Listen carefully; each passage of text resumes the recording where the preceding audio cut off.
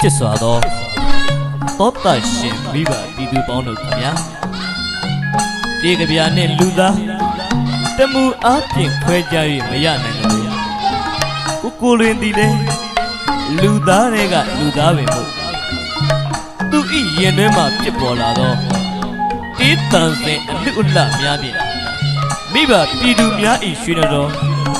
ဖြောပြတင်ဆက်နိုင်ရန်အတွက်ကြိုးစားတင်ဆက်လျက်ရှိပါတယ်ကိုလင်းသည်မိဘပြည်သူများဤရင်၌မမွေးဖွားတော်လေမိဘပြည်သူများအားမိဘနှစ်ပါးပမာအဓိကထားကဖြင့်ယူသေးလေးစားနေတဲ့ပါကျမ်းမာပါသည်ကြောင့်จิตတည်မင်္ဂလာအဖျားဖျားနဲ့ပြည့်စုံပါသည်ကြောင့်လဲသာဝရသုတောင်းမြတ်တာပို့တာတဲ့ပါခင်ဗျာ